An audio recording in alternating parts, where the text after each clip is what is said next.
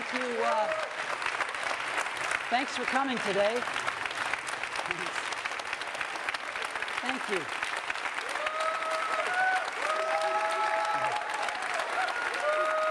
Thank you.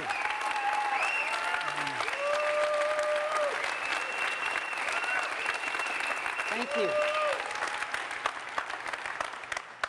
Good morning, and thank you all for coming today. We want to kick off 2010 by introducing a truly magical and revolutionary product today. But before we get to that, I just got a few updates. The first is an update about iPods. A few weeks ago, we sold our 250 millionth iPod. And iPods have changed the way we discover and purchase and enjoy music. And with 250 million of them, I just didn't want to let this moment pass without just recognizing it. It's pretty amazing. And so that's our first update. Second update is about our retail stores. You know, we now have 284 retail stores. It's amazing. And last quarter, the holiday quarter, we had over 50 million visitors to our stores. 50 million people in one quarter. One of our newest stores is our fourth store in New York City. It's on Broadway, a few blocks up from Lincoln Center. And it's really beautiful. This is a shot of it before it opened. It'll never look this good again. Here it is on opening day. And a shot across the street. It is so wonderful to be putting these stores with their phenomenal buying experience right in the neighborhoods of our customers. It feels great. And so this is one of our latest and greatest retail stores. Next update, store of another kind, the App Store. An incredible phenomenon, delivering applications to iPhone users and iPod Touch users around the world. We have over 140,000 applications now on the App Store. And a few weeks ago, we announced a user downloaded the 3 billionth application from the App Store. This is in around 18 months since inception. 3 billion applications in the App Store. And lastly, we started Apple in 1976. 34 years later, we just ended our holiday quarter, our first fiscal quarter of 2010, with $15.6 billion of revenue. I don't even believe that. Now, what that means is that Apple is an over $50 billion company. Now, I like to forget that because that's not how we think about Apple, but it is pretty amazing. Now, where does Apple get this revenue? It gets it from 3 product lines: iPods, iPhones, and of course, Macs. Now, what's really interesting about this is that iPods are mobile devices. iPhones are all mobile devices, and most of the Macs that we ship now are laptops. They're mobile devices too. Apple is a mobile devices company. That's what we do. And we asked ourselves, with $15.6 billion of revenues last quarter, how does Apple stack up against all the other companies that sell mobile devices? And it turns out that by revenue, Apple is the largest mobile devices company in the world now. It's amazing. Apple is larger than Sony's mobile devices business, selling great camcorders and digital cameras and stuff that they make. It's bigger than Samsung's mobile devices business with all their handsets that they sell. And by revenue, it's even bigger than Nokia's mobile devices business with all of the handsets that they sell. Apple is the #1 mobile devices company in the world. So those are the updates that we have today. So now let's get to the main event. I chuckled when I saw this.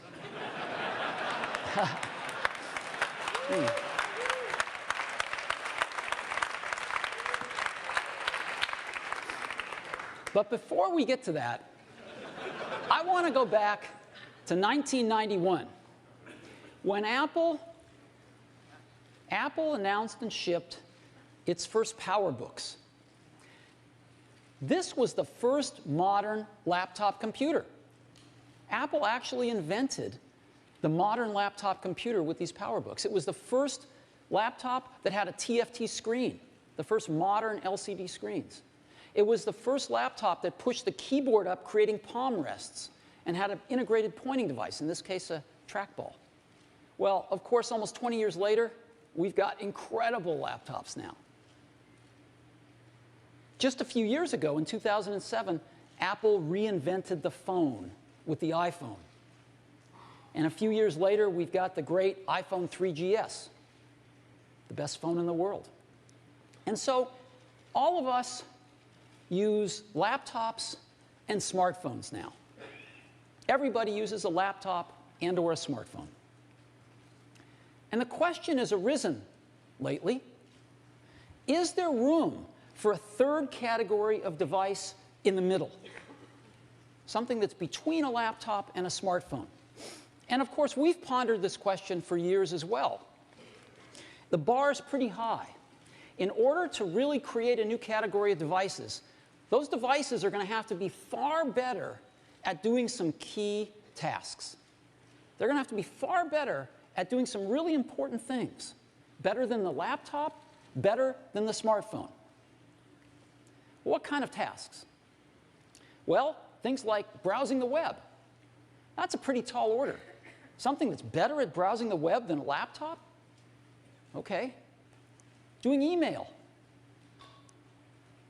Enjoying and sharing photographs. Video, watching videos. Enjoying your music collection. Playing games. Reading ebooks.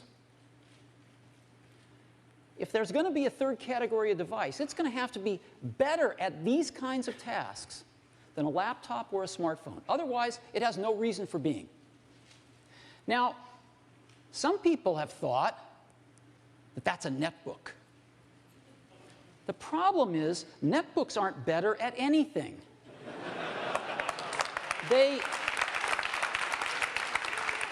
They're slow, they have low-quality displays, and they run clunky old PC software. So they're not better than a laptop at anything, they're just cheaper. They're just cheap laptops. And we don't think that they're a third category device. But we think we've got something that is. And we'd like to show it to you today for the first time. And we call it the iPad. So,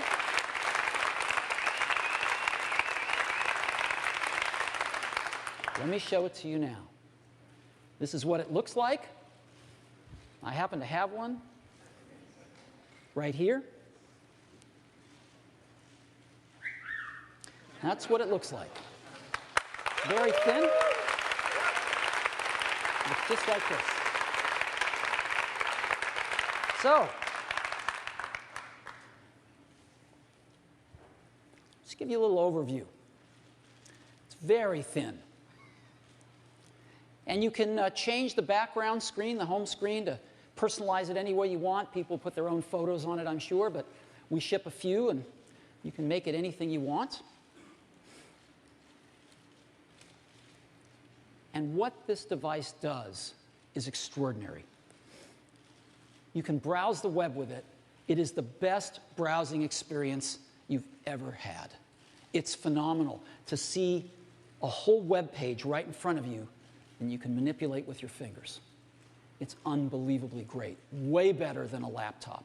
Way better than a smartphone. And you can turn iPad any way you want. up, down, sideways. It automatically adjusts however you want to use it. And again, to see the whole web page is phenomenal. Right there, holding the internet in your hands. It's an incredible experience. Phenomenal for mail. Want to focus in on a message? You can do that. See your inbox. Again, just turn iPad sideways. Get a different view on your mail. Push the compose window. A keyboard pops up that's almost life-size. It's a dream to type on.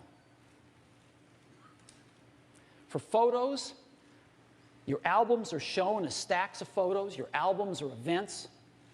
You can unfold them, look at all your photos, flick through them. Got some great slideshows built in. It's a wonderful way to share your photos with friends and family. Built in a calendar. You can see your month's activities or your day's activities and everything in between. Built in a great address book for your contacts. Have a great Maps application, which works with Google's back end. Show you maps, satellite views, zoom in on things. iPad is an awesome way to enjoy your music collection. And of course, we have the iTunes Store. Built right into the iPad, so you can discover music, you can purchase it, movies, TV shows, podcasts, iTunes University, everything built right into the iPad. YouTube, you can watch YouTube on it, including YouTube in high def now. They've got a lot of high def video. And of course, it's awesome to watch TV shows and movies on. So that gives you a little overview of what the iPad can do. But it's nothing like seeing it. So I'd love to show it to you now. Let's take a look at it.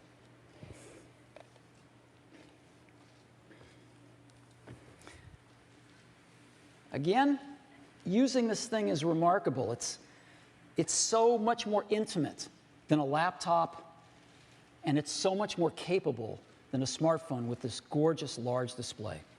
So this is the lock screen. I unlock it. The icons fly in. Let's go right to the web. So here we are at apple.com, and I'm just going to go to Safari. I just touch the bookmarks icon and touch the New York Times, let's say. And here we are right at the New York Times. You can see how fast it is. And I can just scroll around here and look at the whole front page of the New York Times. Anywhere I want to go, anything I want to make bigger, I can make bigger. If I want to go into a story, I can just touch it. And I go into that story.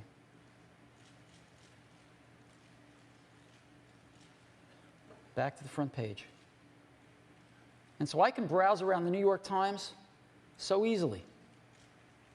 It's really great. I go down here. You know? See what's happening today? And again, just so easy to go into a story like this. See the photographs, read the story. It's that simple. Let me go to another website here. Let's go to Time Magazine. See what's up in Time's website.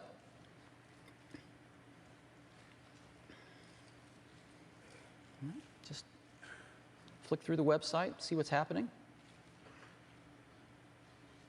Go to another one here, Fandango. Want to buy some tickets to a movie? Grab the tablet that's in the kitchen. Go to Fandango on your iPad and buy your tickets. It's that simple. The whole website in the palm of your hands. Let me go to another one. It's kind of nice, National Geographic.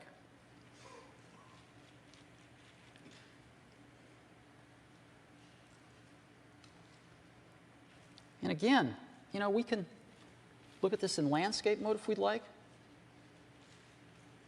Go back to portrait. It's very, very simple. And it adapts to the way I want to use it.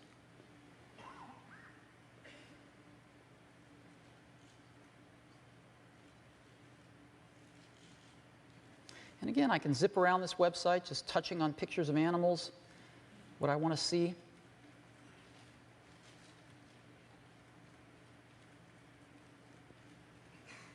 It's just gorgeous, right in the palm of your hand.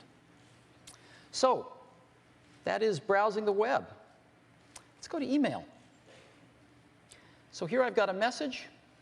As you can see, I can have photographs in the message, and I can have my inbox right here. I can turn it sideways like this, and I can also browse messages just by having my inbox here on the left.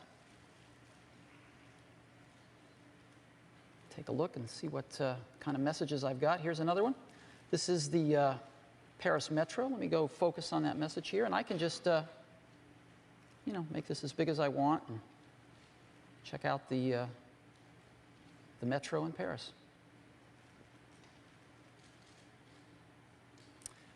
Oh, Napa Valley. Here's a PDF. Again, just tap on the PDF. It displays it, shows me all the wineries, and I can plan out my trip to Napa Valley.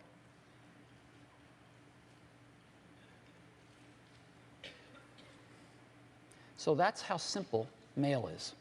Now, if I want to reply to a message or go ahead and send a message, I just hit the Compose button here.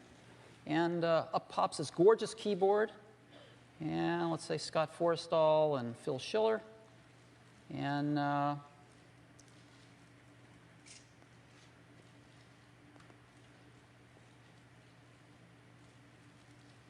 oops.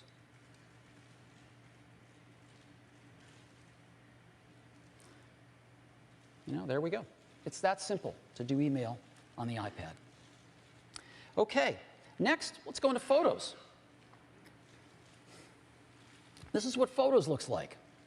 I can just look at everything as a list of photos, again in portrait or landscape, and just fly through. I can look at any photo like this just by tapping on it. And again, turn it from portrait to landscape, and just flick through my photos. It's that simple. I also can look at my photos as albums, and it grabs the metadata from any PC or Mac. And if I'm on a Mac, I can also get events, faces, and places from iPhoto. Now, once I have these, I can look inside of any album, as an example, and say, is this the one I'm looking for? And I can just pinch it open. No, that's not it. Is this the one? No, that's not it. This must be the one. Yep, that's it. And again, just flick through these photos. I have a little bar at the bottom if I want to scrub through them.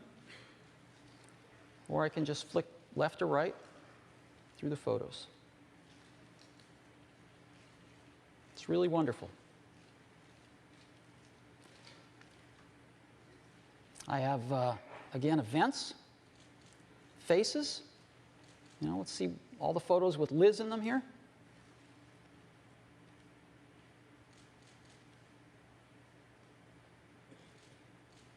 And places. Shows me a map of all the places I've taken photographs. So I can just hold down one of the pins, push on one of the pins, and see all the photos I took there, see all the photos I took in New York. Let's go to Paris. Here's all the photos I took in Paris. Just tap on it to open them. And in addition to just looking at them as we have built-in slideshows. And so I can bring up a slideshow here and select my music and pick one of the different transitions. I'm going to pick one called Origami. And just push Start Slideshow.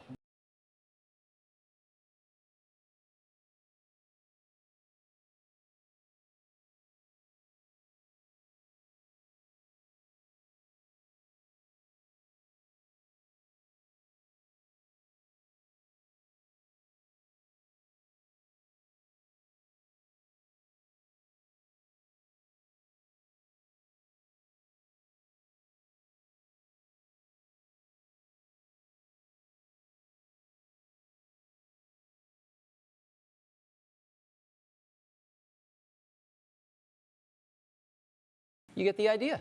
Isn't that cool? So that's Photos. Let's take a look at our music collection. Built-in iPod, and here's all my albums. And I can just scroll through my albums and find something I like. When I see something I like, I just tap on it and say, let's play a song.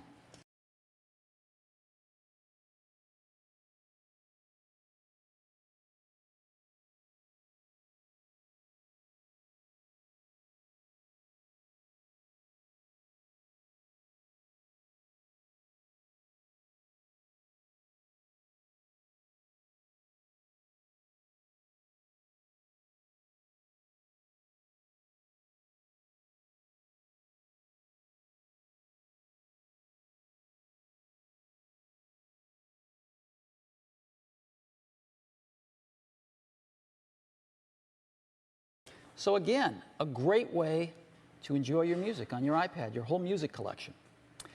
Let me show you a few other things. The iTunes Store. Again, built right in. I can sample music, discover songs, buy them.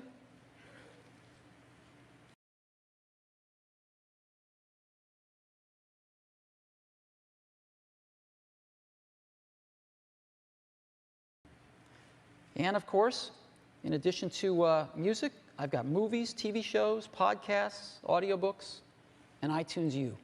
All right here, all built right into the iPad. Got a great calendar. Here, look at that month view. And I can just drag my finger over events and get a little more detail on them. I can look at things as a week view, or a day view, or a list view. Very nice calendar.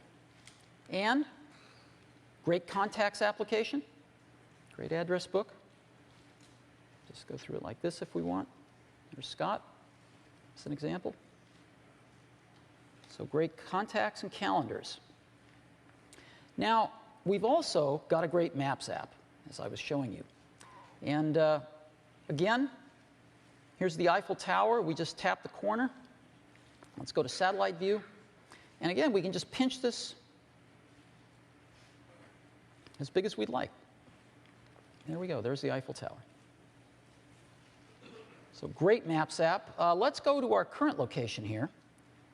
Here's our current location in San Francisco. And I'm going to type in sushi. And we should find all the sushi places nearby. And again, I can just tap on a pin to find one. And there we go. Here's Sushi Boat. So I want to go find that one after this presentation, maybe get some lunch. And I can just hit on Google Street View right here. And there's Sushi Boat right there.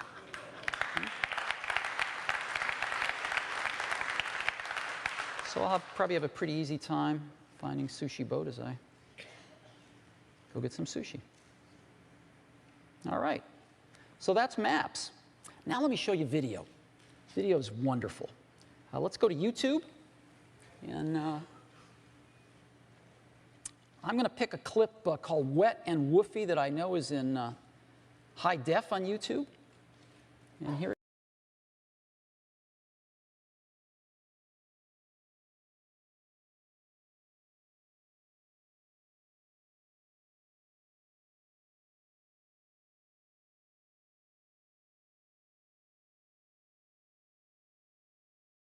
So that's YouTube, and again, here's related clips and more from that person. And again, whether it's in portrait or landscape, it just all works. And of course, videos. Let's go into landscape for this. And we've got movies, TV shows, music videos. So I can go into a TV show like Modern Family as an example, pick an episode, and watch it. Let's do that with a movie. Let's pick Star Trek, and let's go to chapters. Oh, what's a good one? Let's go back, pick another movie that I love, which is Up. Awesome movie. And one of my favorite sequences ever in any movie is this sequence in Up right here. Isn't that wonderful? So that is video. on the iPad. And that gives you a little bit of an overview as to what the iPad can do. Isn't that awesome?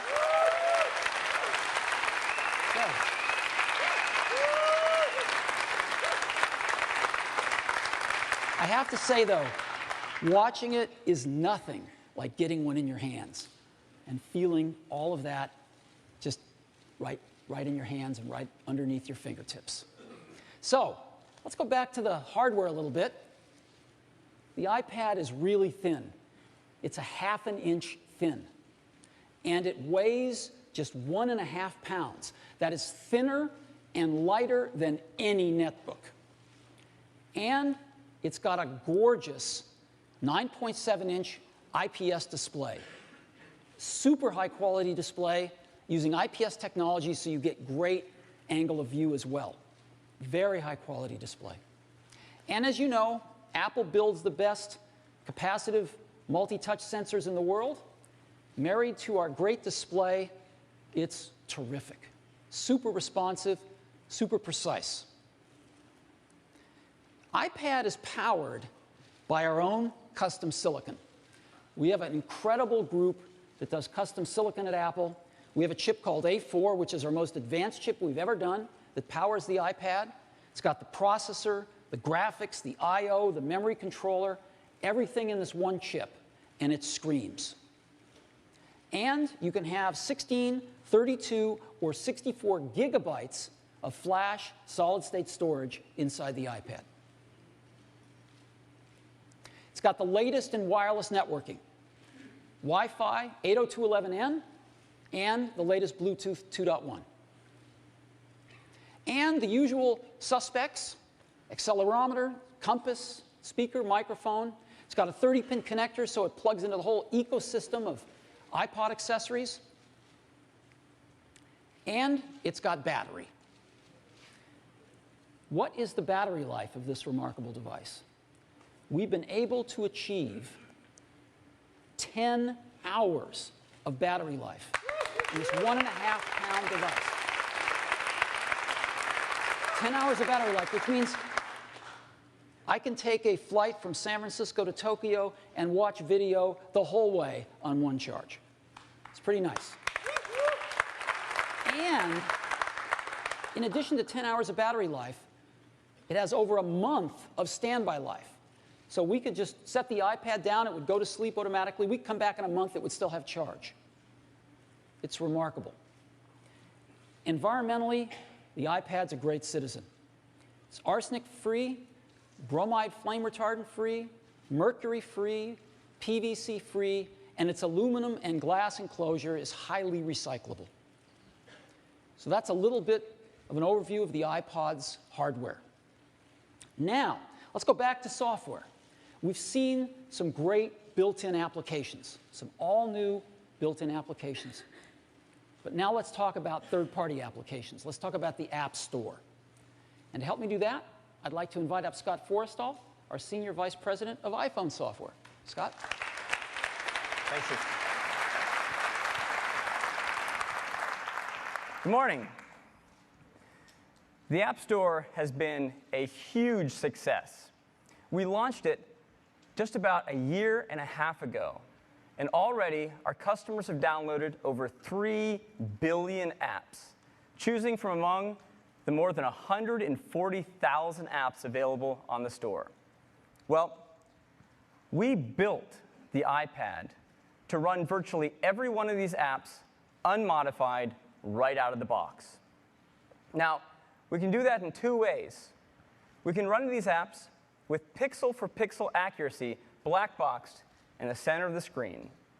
We can also automatically pixel double and run those apps full screen. This is really cool. Let me go ahead and show you how it works. So here I have an iPad. We downloaded a number of apps from the App Store, all unmodified. And let me launch just a couple for you. We'll start with Facebook. Here it is. This is the Facebook that you know and love. It just works. I can tap on a photo.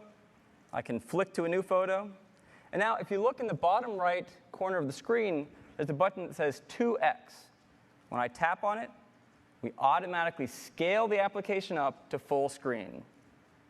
When I go back to my news feed, I can switch, say, to my profile, see my wall. It all just works. Now, Facebook uses a lot of text, photos, and some video. But what about an application that really drives the graphics hardware? What about a game? Let me go ahead and launch a game here. This comes from ESPN, and it's called X Games Snowcross. Now you can see at the beginning of this game,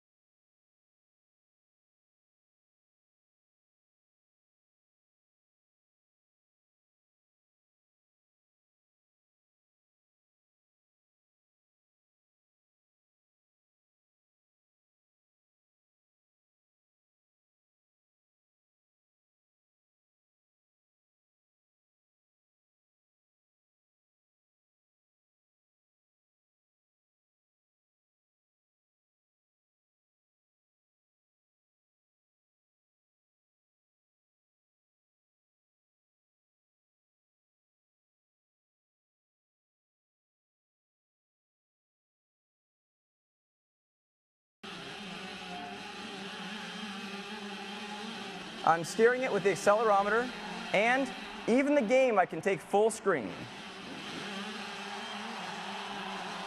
So you can see, hey, some tricks.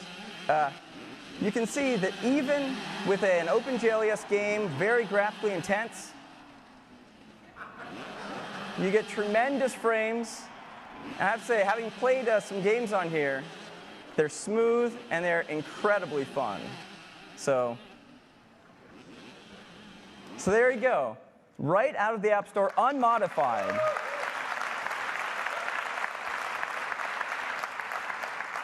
So the great thing is, all of those iPhone apps that you know and love, that you've already been running, will run on your iPad. In fact, when you buy your new iPad, just take it home, hook it up to iTunes, download all those apps that you already have right onto your iPad, and you're good to go.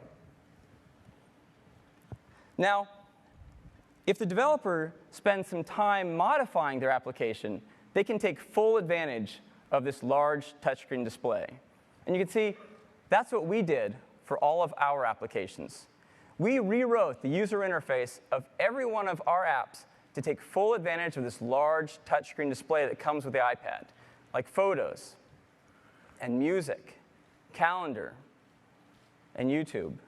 They all look great. And we expect developers are going to want to do the same thing.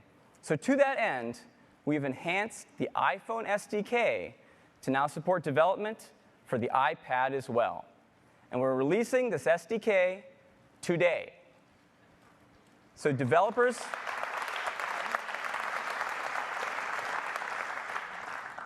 can go to apple.com today and download the SDK and get going. And this SDK even includes an iPad simulator, so you can run your iPad apps right on your Mac as you develop them.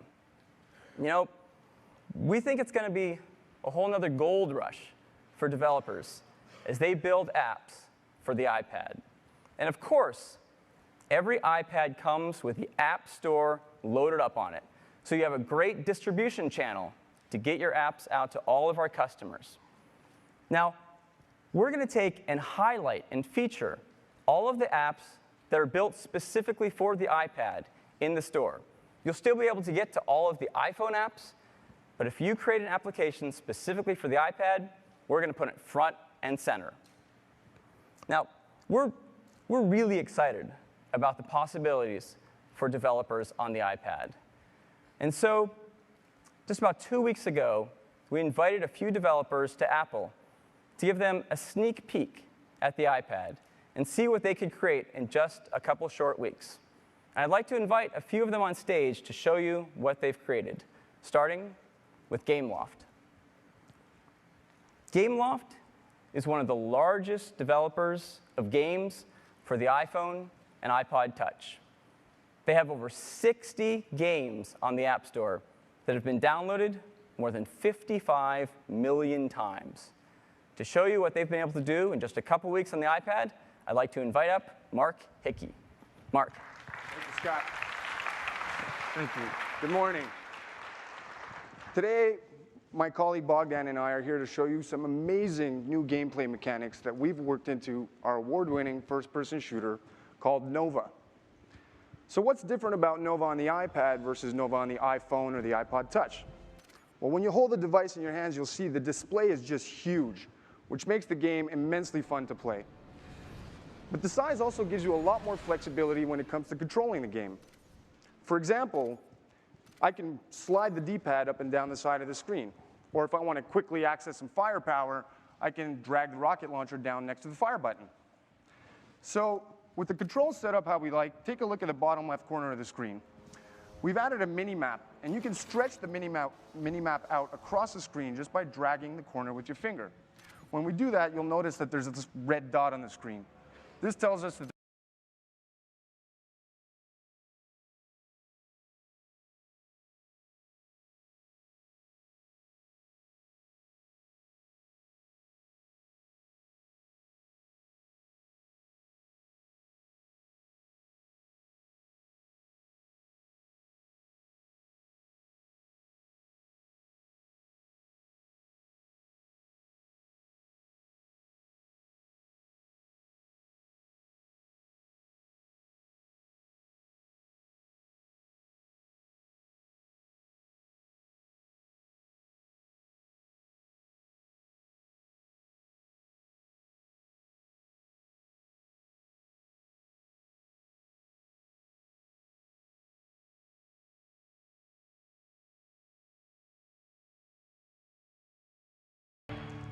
definitely useful when you're outgunned and outnumbered.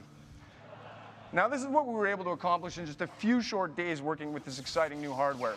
The games look incredible at this higher resolution, and the form factor opens up countless new doors for us in terms of game design. You'll be able to see what else we have in store for you when the iPad version of Nova ships later this year. Thank you very much. Thanks, Mark.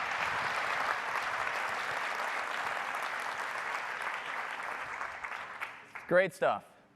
Next up, the New York Times. The New York Times has been publishing a newspaper for more than 150 years.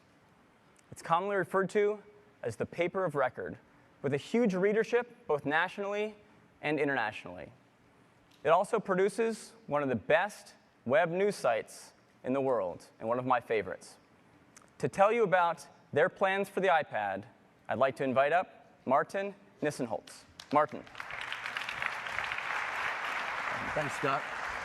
It's great to be here today. I want to introduce my colleague, Jennifer Brook, the interaction designer on this application, and Adam Kaplan, the engineer.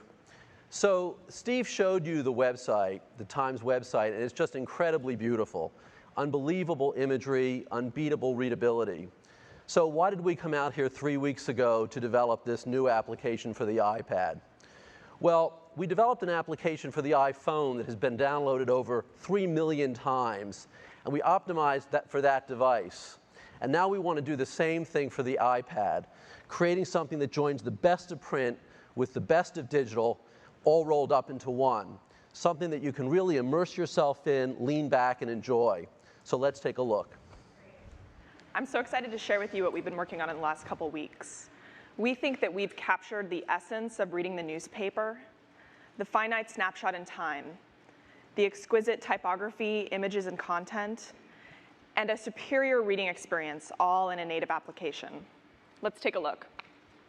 From the front page, you can easily flip through sections, tap into articles, or we can skip ahead to my favorite section to see today's latest stories. It captures the essence of reading the newspaper, but as you're about to see, it's so much more.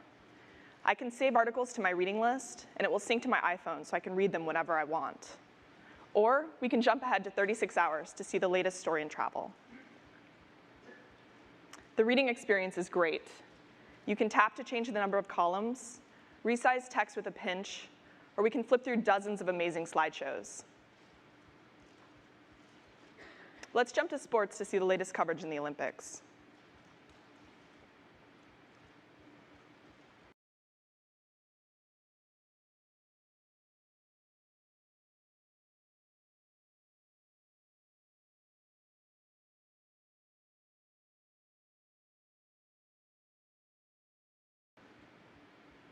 When you're done reading, simply turn on updates to get breaking news and latest stories in all sections.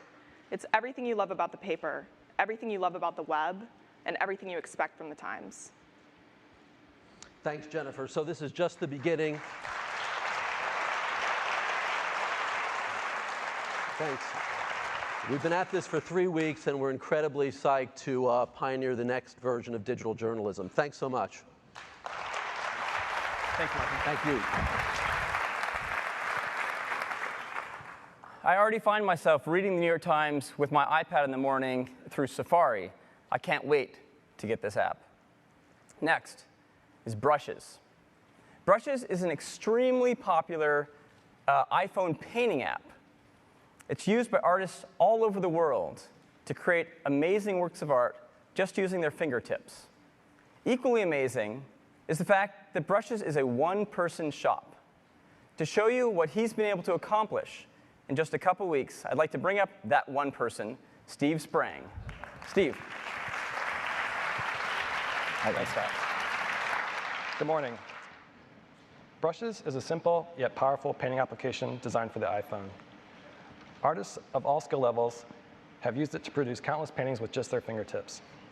These paintings have appeared on the web, in galleries, and even in print.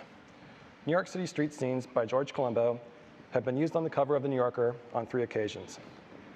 Today, I'd like to show you how Brushes looks on the iPad. We'll start here in the gallery, where I've included a handful of original iPhone paintings. You can swipe between these, and you'll be able to share them in a variety of ways. When you want to edit a painting, you simply tap it, and it expands to fill the screen. Brushes takes full advantage of the new interface elements available in iPhone OS 3.2, allowing you to access your controls without significantly obscuring your artwork. The color panel has been redesigned to include an area for swatches where you can store your favorite colors. These can be rearranged, and you can double tap one to quickly select it and dismiss the panel. Of course, all of your favorite brushes from the iPhone are available here too. You can adjust the size, the spacing, and the opacity. By pinching, you can zoom in up to 32 times. And by tapping and holding, you can activate the eyedropper tool, which allows you to pick up existing colors off the painting. Painting is as simple as dragging your finger across the screen. In this example, I'm removing the umbrella by painting over it with the background color. If you mess up, you can always undo. When you're done painting, just tap the gallery button to return to the gallery. On the iPad, Brushes is going to support in-app playback of your paintings. Just tap the play button to see a replay of your actions. I'm really excited about the possibilities for Brushes on this device. Artists have already done amazing things with the iPhone, and I think with this larger screen, they're going to have a true portable paint studio. I can't wait to see what they can do with it, and I plan to have Brushes available at the product launch. Thank you. Thanks, Steve. It's amazing. I mean, imagine an artist with a canvas this large that they can carry anywhere they go, including art students, and it weighs only 1.5 pounds. No paints, no easel. It's going to be incredible. Next up, Electronic Arts. Electronic Arts has been a major supporter of the iPhone platform ever since we launched the App Store, with over 40 titles already. EA is the #1 worldwide publisher of mobile games. To show you what they're doing for the iPad, I'd like to invite up Travis Boatman.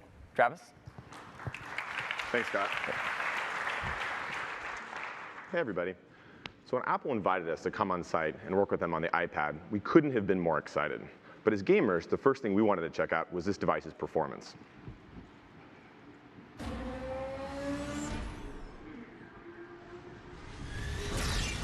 And what better game than Need for Speed? Now, as you can see here, we have a gorgeous 3D version of the BMW.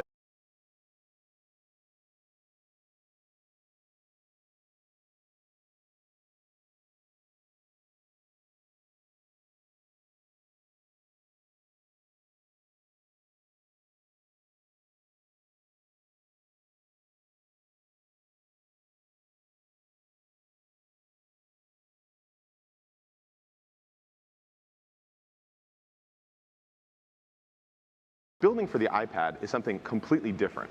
It's a little bit like holding a high-definition television screen just inches from your face. The field of view and the sensation of speed that you get is just incredible. It's not unlike if I turned around and was driving this monitor with my hands. Except I couldn't clearly lift that up, but this thing's so light that John's able to hold it in his hands and use the accelerometer to steer our car like a steering wheel. It's really cool. It's also fully touch-enabled. And we had a lot of fun experimenting with different types of interfaces. For example, if John wants to see inside the car, there's no buttons required. He just taps right on the car. We had so much screen real estate, we started adding fun things like the shifter. Again, really intuitive. The user just swipes up and down with his finger to change gears. We also have so much screen real estate, we added mirrors. Simply tap on the mirror to look behind you. Yeah, well, you gotta be careful where you're looking if you're driving. But other than just a large screen and it being completely touch sensitive, again, for us, performance is really important. And a game like Need for Speed really pushes the limits. So we want to show you exactly how fast this device in this game really goes.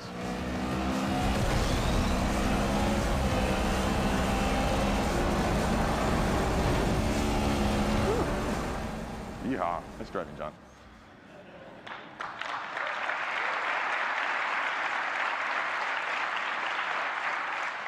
So that's Need for Speed running on the iPad, and you can expect a lot more great stuff coming from EA soon. Thanks, everybody.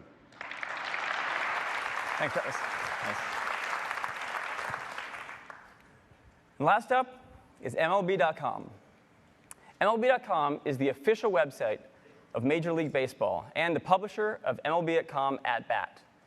Now, that app has been downloaded nearly 2 million times and has streamed over 60 million videos, making it one of the most popular sports apps in the App Store. To show you what they're doing with the iPad, I'd like to invite up Chad Evans. Chad. Thanks, Scott. Good morning, everybody. Joining me is Tracy Pessin, our Director of Mobile Engineering. We were extremely excited to build something for the iPad, and we realized we couldn't just take our existing iPhone application and make it bigger. We really needed to create a whole new experience to take advantage of the big, gorgeous, interactive display. So let's take a look at the demo. So you're currently looking at our live game experience with data from last April. Across the top, you have our league scoreboard, which allows you to navigate to any of the day's games. On the field, you have our game day pitch tracker, which shows you the trajectory of every pitch thrown. And you can tap on a pitch to bring up additional details. You can also tap any player to flip open his baseball card. So you can see all the stats relevant to the current game situation. And now, with all this great screen space, we can actually show you video highlights while all this is going on. So you can replay the game's best. High drive, right center field, hit a ton, up in triples alley. Well, I love that. Across the bottom, we've got your game controls, so you can see the box score, the field, the summary, the batter-pitcher matchup, and scroll through the lineup. And it looks like we've got a man on first now, so we can take a look at all the action with MLB.tv, where you can watch live with your choice of home or away announcers. So the first thing you'll notice is that baseball looks absolutely amazing on this screen. And now we can enhance it with great live data from MLB.com, like the scoreboard, the field, the box score, and player cards, all while you watch. All right, thanks, Amy. So let's take a look. Mike. Is rolling, hits a high drive, left field, out of here. So we really think this device, with its big interactive display, allows us to create a really rich, immersive, interactive experience for fans to enjoy the national pastime. Thank you. Thanks. Well, I, for one, know that instead of carrying a transistor radio into the backyard to listen to baseball, I'll be taking my iPad and this app. Now, we really are incredibly excited about the opportunities for developers to build amazing apps for the iPad. And we're providing an SDK today to let developers get going on that. Now, while we wait for those apps to come out, we can all run all of our existing iPhone apps unmodified right on our iPad. And that is the app story for the iPad. Steve. That's great. Thank you, Scott. Isn't it awesome? And these guys only had 2.5 weeks to work on this stuff. So imagine what they're going to do in the next few months. People are going to go crazy. So we've seen some really great apps. Let me show you another one of our apps that we're very excited about. Of course, that's an ebook reading app. Now, Amazon's done a great job of pioneering this functionality with their Kindle. And we're going to stand on their shoulders and go a bit further. So this is what a Kindle looks like. I'm sure many of you have used one. This is reading a book on the new iPad. It's really nice, and our new app is called iBooks. Now, iBooks has a bookshelf. Looks like this, where you have all your books. If you want to read one, we just saw what it looks like. It's terrific. You can go into Portrait and see both pages if you'd like. And in addition to having your bookshelf and being able to read books, there's a button in the upper left corner of the bookshelf, which is the store. And we've created the new iBook Store, fully integrated with the iBooks app to allow you to discover and purchase and download ebooks right onto your iPad. So you can discover books. We've got, of course, our top charts lists, the New York Times bestseller lists, and we've got 5 of the largest publishers in the world that are supporting us in this and are going to have all their books on the store. And we're going to open up the floodgates for the rest of the publishers in the world starting this afternoon. So we're going to have a lot of books on the bookstore. We're very excited about this. We think it's going to be a great app. So let me go ahead and show it to you.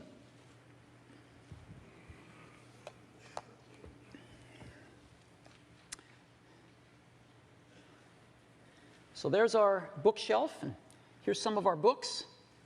And probably the best thing is let's go into the store right now. I hit the store button, and it's kind of like a secret passageway.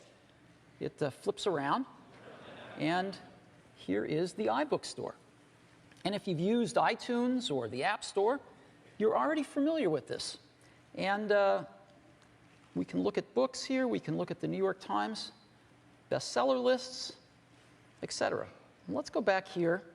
And I want to actually buy True Compass by Edward Kennedy. So I just tap on it. I get more detail about it here. Take a look at the reviews of it. And I'm going to buy it. I get a sample of it to read if I'd like, but I'm sold already, so I'm just going to go tap on it and buy this book. And the book downloads right onto my bookshelf like that. And that's all there is.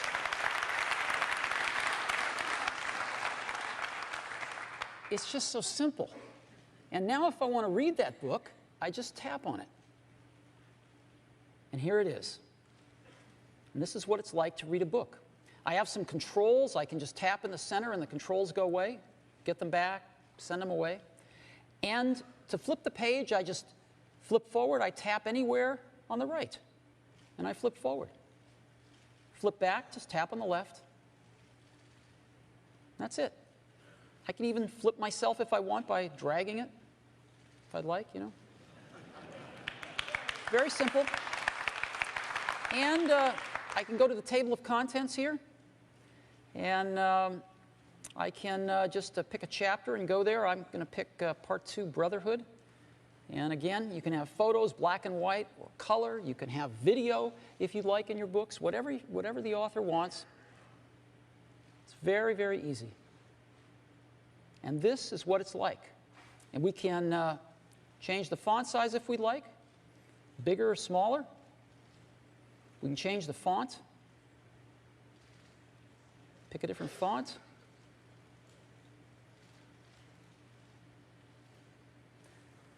Whatever you want. And that is iBooks.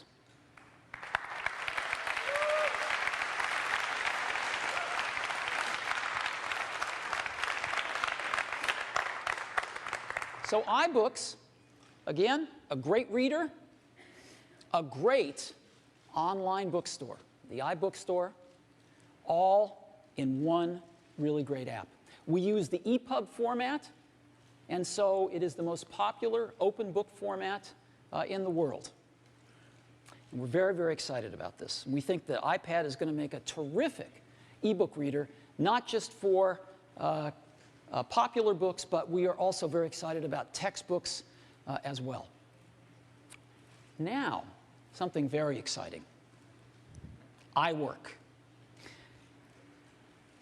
A little over a year ago, I asked the head of our iWork team to take a look at creating a version of iWork for the iPad.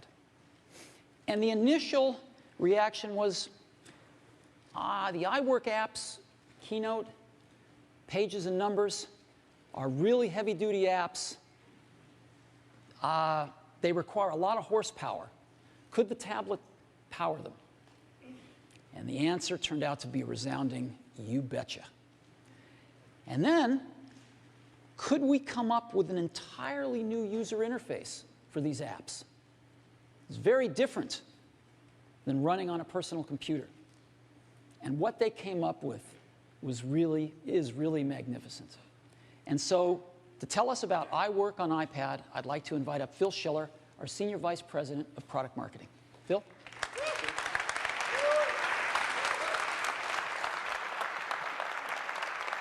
Thank you. Good morning, everyone.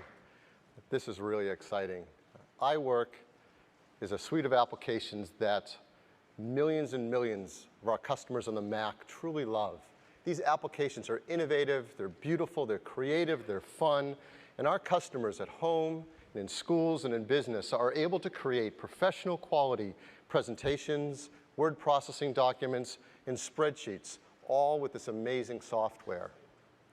And as Steve told you, the iWork team has been hard at work for a year now, seeing if they can take this amazing software and bring it to a multi-touch tablet, the iPad. And I can tell you, they've done some amazingly remarkable work. We have a completely new version of Keynote designed specifically for the iPad, where you can create professional presentations just with your fingers. There's a complete new version of Pages. It is the most beautiful word processor you will ever see. And there's a complete new version of Numbers, a spreadsheet that is fun and cool to use. When's the last time someone's told you that? And really, the only way to appreciate how amazing the software is for me to show you. So I'm really honored to be the first to show you the new iWork applications on the tablet. So here we go. I get to sit in the chair. Let's launch Keynote. Keynote runs in landscape orientation because that's the way our slides are. Our slides are designed horizontally. And when we launch into Keynote, the first thing we do is we see our slide library. This is a library of presentations that we have created in Keynote. I can create a new presentation by just tapping a button to do so, and I have access to these gorgeous templates, just what you would expect in Keynote. I'm going to go into this first presentation, 7 Wonders of the World. We open it up, and the first thing you see is a great layout. I have a big, beautiful slide to work on, so I can create my content. I've got some menu items on the top, and I have my slide navigator, something familiar to all Keynote users, on the left-hand side. To move around the slide navigator, I just scroll with my finger. It's that easy. I want to go to a slide, I just tap on it, slide 2. Now this slide shows you it has beautiful text, great templates. Slide 3, you can see there's a table. You can create tables right in Keynote. The next slide, 4, shows a chart. You can create beautiful charts and graphs in Keynote. Now here I am on slide 5. It's an introduction slide. I think I want that further up in the presentation. How do I move a slide around in the navigator without a keyboard or mouse? It's really simple. I'm going to hold my finger down on it. It pops up out of the canvas, and I drag it wherever I want and let go, and now I've rearranged my slide. Well, that's for one. What if I want to move a bunch of slides? Watch this. I'm going to pick slide 5, drag it over, and then I'm going to tap 4, tap 3, and they create a bundle that I can drag and place anywhere I want, and they snap into place. So multi-touch gestures used to arrange all my slides. Slide 8 shows we can have incredible graphics and photos on this. Well, how do I get them in? I've got a media navigator. I can get right into all my content, like my photos and my photo albums, and just bring them right on. And when I bring the photos onto a slide, how do I move them around? Of course, I use my finger. I just tap on a photo, and I can drag it around, place it wherever I want, get those convenient guides that I'm used to help me align things. If I want to resize a photo, how do I do that? Easy. I grab one of these blue handles, and I start resizing. Now, let's say I'm resizing this photo, and I want it to be exactly the same size as the one below it. While I'm resizing, I just tap the other one, and it sees I want to match them, and I let go, and they're now matched to the same size. I want to rotate a photo. I use 2 fingers. I want to mask a photo. Watch this. I just double tap, and I can expand this image, move it around, tap done. I've just done a mask, and that's an advanced technique that people do in presentations. It's so easy in Keynote. What else is easy? Animations. Keynote has beautiful animations. The same is true on the iPad. Let's say I want to bring this chart in with a build. Well, I go into animation mode. It's a button on the top right. And I see there's no build-in assigned yet, so I'm going to tap the build-in button. And I have access to all these great animations. Let's do a scale. And it will automatically preview that scale. I use the same technique if I want to create transitions on slides. In animation mode, I tap the slide. I see that there hasn't been a transition set yet, so I select it. And I have great transitions. Let's pick the cube, and I'll preview that as well. So very quickly and easily, with just my finger, I'm doing very advanced slide animation techniques. Whenever I'm ready to present, I start wherever I want. We'll start with slide 6. I hit the play button. And once I do that, we're now presenting. And I can advance slides by either tapping or swipe right to go forward or left to go back. So I tap to go to the next slide, tap to bring up that chart we just animated, tap to do that cube transition we just did. Now watch this one. When I tap, that's called Magic Move. Automatic animation transitions created in Keynote. A very advanced feature. That's on the iPad as well. Look at the quality of some of these graphics and transitions. They're just beautiful. Anytime I want to get out of it, I just double tap, and I'm back into Keynote, and out to all my presentations. So that's a very quick, brief view of Keynote and all the power it has on the iPad. Now let's go to Pages. Yeah. Like Keynote, with Pages, I see a library of documents that I've created in here. I also can get access to a lot of templates to start anything new. Let's go into this first one, Life in the Serengeti. Again, this is a document that was created right on the iPad. It's beautiful. I can scroll through the texts and headlines and copy. If I tap anywhere in the text, up pops my keyboard, and down comes the ruler. It's the most beautiful ruler you've ever seen in an application. It gives you access to your most needed formatting commands. If I want to just focus on typing, I can turn it horizontal. And I get a bigger keyboard, and it's all focused on the text. Now, scrolling up and down is something I can do easily with my finger, as you see. But if I want to even get through the document even quicker, I've got a new tool called the Page Navigator. I hold my finger on the right, and now I see a smaller version of each page. I can go to whatever page I want. Let's go to page 6. Now, here you see something really advanced happening. We're seeing automatic text wrap around a graphic. I can hold down on this giraffe's head and start moving it around, and you see the intelligent auto wrap happening. I can tap on the text to type, or I'm going to tap the info button on the top to bring down a control panel where I can set a whole bunch of things. Formats, I can create outlines, I can even affect the layout of this text. With one tap, I'm going to make it a 2-column format. And with just that simple, easy control, I can create a beautiful 2-column format with text wrapped around it. So that's just a brief view of Pages. It is the most beautiful word processor you've ever used. And last, Numbers. Numbers, again, gives me a library of spreadsheets I may have created. It has great templates. Let's go into this first one, the soccer team. Now, this is going to show a lot right in this first screen. You can see I have great text. I have beautiful photos. Of course, I have tables of data. I have charts linked to tables. I even have tabs along the top. So one document can actually hold many spreadsheets. So let's do some typical tasks you might do with a spreadsheet, but all without a keyboard and mouse. I'm going to tap the center table. Let's say I want to rearrange some of the columns. How would I do that with just my finger? I'm going to tap right above the column Andrew, I'm going to grab this handle and also select the Amy column. And let's move those columns to the end of the table. So I'm going to hold my finger. They pop up.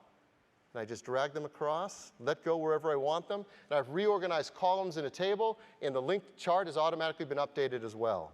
It's that easy. Let's go to the next tab. I have some more data in a table here and a pie chart associated with it. What about adding more rows of data and maybe doing a calculation on those columns to do a subtotal? That's really easy. I'm going to tap the table. I'm going to tap the button on the bottom left to add a row. And now I'm going to double tap the first cell in this row, and something really amazing happens. I brought up the data entry keyboard. This is one of the amazing benefits of a touch interface and soft keyboards. The default keyboard is exactly what you need for numeric data entry, to quickly get at and enter data in your cells. Or I could bring up a time and date keyboard to do formulas using times and date. Of course, I can enter text. And I've got access to all my formulas and functions. There's over 250 formulas and functions built in to numbers. I can go into any one of them, even get help built on it right here by tapping. But what I want to do is simpler than that. I just want to do a sum on the column, and that's a button right there on the keypad, so I'll tap it, sum. And Numbers is smart enough that it recognizes where I am, the column of data, and automatically created the formula to sum that column. All I have to do is tap the green checkbox to accept it because it's right. And what if I want to move and fill that across all of them? Well, I could copy and paste, but there's an even faster way. I just tap that cell, I tap Fill, and now I drag the yellow box across to where I want to fill across, and it's done that. It's filled across and automatically created my subtotals. You see a pie chart here. I have easy ability to affect that pie chart. I can tap the Info button, change it to a different style graph, or change the way it looks. Make it black and white or give it really vibrant colors. Now what if I think Chris has done a great job and I want to highlight his wedge of that pie? I'm going to drag it out of the pie chart. I just hold my finger on it and drag to position it wherever I want. Again, things that are hard to do on a spreadsheet with a keyboard and mouse are really easy to do with this touch interface. Numbers are so powerful, you can create spreadsheets like this one that has formulas, checkboxes, ratings. I can even take a table just like this one, and in one simple tap command, create a form. Now, all the data in that spreadsheet is represented as a form on the tablet that I can enter. I just hit the arrows to move between the different records. I can decide that Andrew here has done a great job goaltending, and his accuracy is great. And with a simple touch, now I've created a form, I've entered data, all in an advanced spreadsheet on the iPad. So that's a quick look at iWork on the iPad.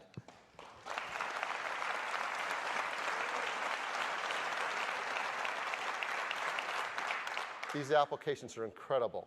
They really show the tremendous potential and power of the iPad to do tasks that were before advanced and difficult, and now they can be fun and easy and really professional.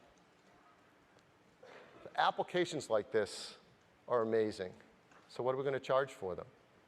I'm really excited that we're going to charge just $9.99 each for these applications. That's just breakthrough. These are 3 completely new applications. They have amazing new user interfaces. They're compatible with iWork on the Mac, so you can import and export between the iPad and your Mac. You can easily connect to a projector, so when you're running a keynote presentation with a simple cable, you can present it to a larger audience. Again, priced at just $9.99, and they're going to be available right on the App Store, right on the iPad. So everyone who gets an iPad can quickly and easily purchase and download these 3 applications. So that's Keynote, Pages, and Numbers, and that's iWork on the iPad. Thank you. Good job. Thank you, Phil. Isn't it great? I'm very happy. So, a few other things. I'd like to talk for a minute about iTunes. The iPad syncs over USB with iTunes running on your Mac or your PC, exactly like an iPhone or an iPod Touch. And so when you sync everything. You can sync your photos, your music, your movies, your TV shows, your contacts, your calendars, your bookmarks, and of course all those applications that you might have already bought for your iPhone or your iPod Touch. Backups are synced back. If you ever lose your iPad and you get another one, you can restore it right from the backup, right where you left off.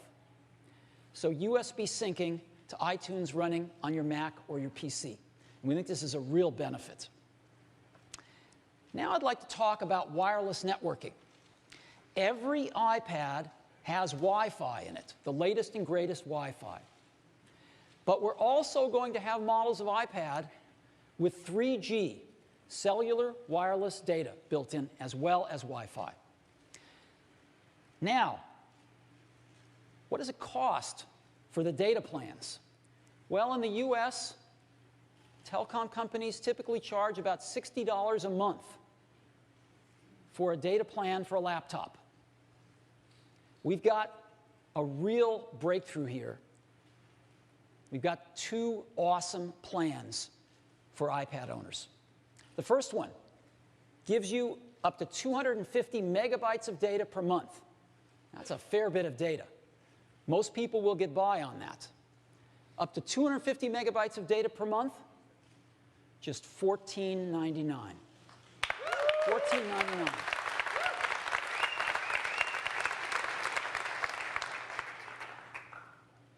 And if you feel you need more, we have an unlimited plan for just $29.99. So these are real breakthrough prices. We've got a breakthrough deal with AT&T that's providing this service. $14.99 for up to 250 megabytes, $29.99 for unlimited data. And AT&T is throwing in free use of their Wi-Fi hotspots all throughout the US. They have more Wi-Fi hotspots than anyone, and this is really great as well. Now, how do you turn this on and manage it? You don't have to go to a store. You don't have to call anybody. You can activate this right on the iPad itself. And there's no contract. It's prepay. So there's no contract, and you can cancel it anytime you want. So for $14.99 a month, you can buy your new iPad, activate it right on the iPad, $14.99 a month for 250 megabytes of data, and you can cancel it whenever you want. We think it's a phenomenal offering. Now, so we've got a breakthrough deal in the US. What about international? Well, we hope to have our international deals in place in the June-July timeframe. We think we can probably do a lot of them by June. And so we're going to start on that tomorrow. However, all of the iPad 3G models are unlocked. And they use the new GSM micro SIMs. So internationally, if some of the carriers offer micro SIMs, it's a very high likelihood they'll just work. And we'll be back this summer with some even better deals for our customers internationally.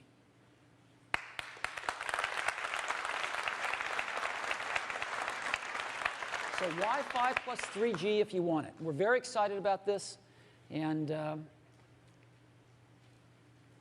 so iPad. It's phenomenal to hold the internet in your hand. Email is fantastic on this device. It's the best device I've ever seen for enjoying and sharing photography. Great for enjoying your music collection. And video is phenomenal on it. It runs almost all of the 140,000 apps on the App Store, as well as a whole new generation of apps that will be designed specifically for the iPad. And the new iBooks application, with the iBook Store, you can carry literally thousands of books around on your iPad. And the iWork suite of apps for doing productivity applications. with the best user interface we've ever seen for something like this. An amazing product, tremendous breadth. What should we price it at? Well, if you listen to the pundits, we're going to price it at under $1,000, which is code for $999.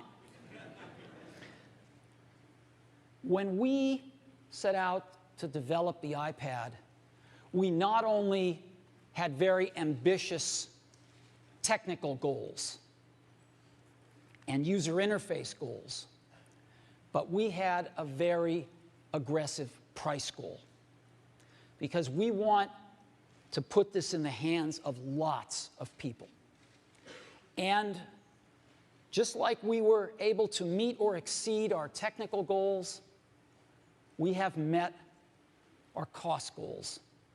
And I am thrilled to announce to you that the iPad pricing starts not at $999, but at just $499. $499.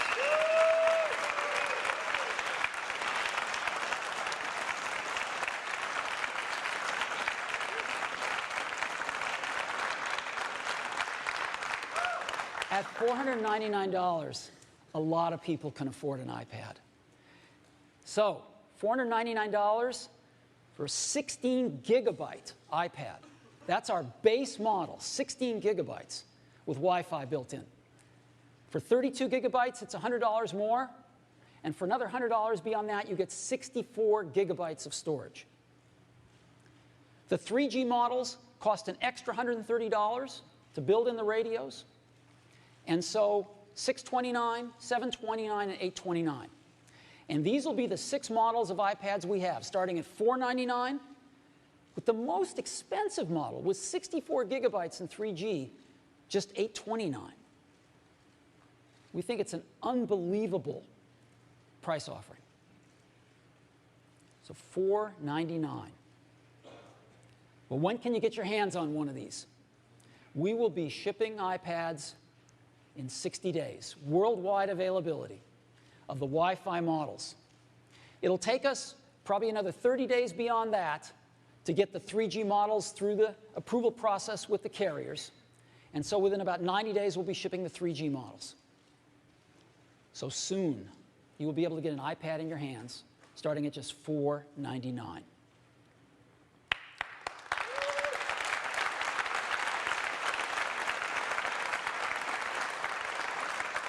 We've got some really great accessories as well.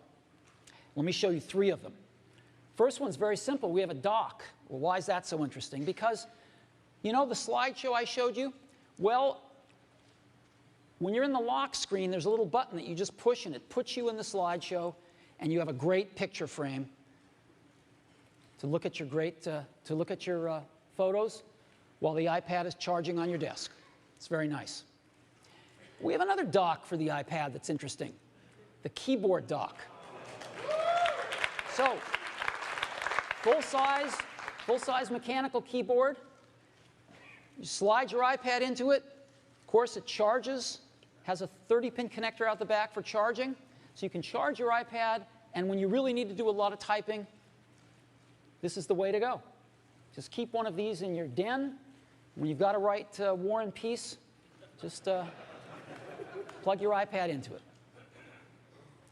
Third accessory, really nice case. Protects your iPad, but it also flips around in back of itself and is a really nice stand if you're going to do typing, and a great way to watch movies. So a nice case as well. So 3 accessories for the iPad. Now, we made a video, which we're going to put up on the web, but since we've got this really great projection system here, I thought you might like to see it on the big screen. So let's go ahead and run the video.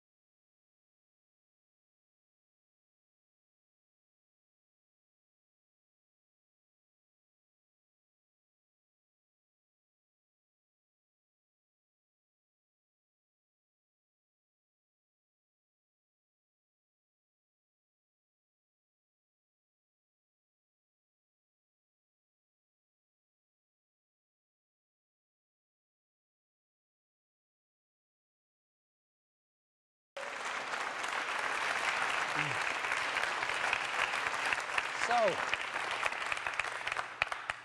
let's go back to the beginning. Do we have what it takes to establish a third category of products? An awesome product in between a laptop and a smartphone?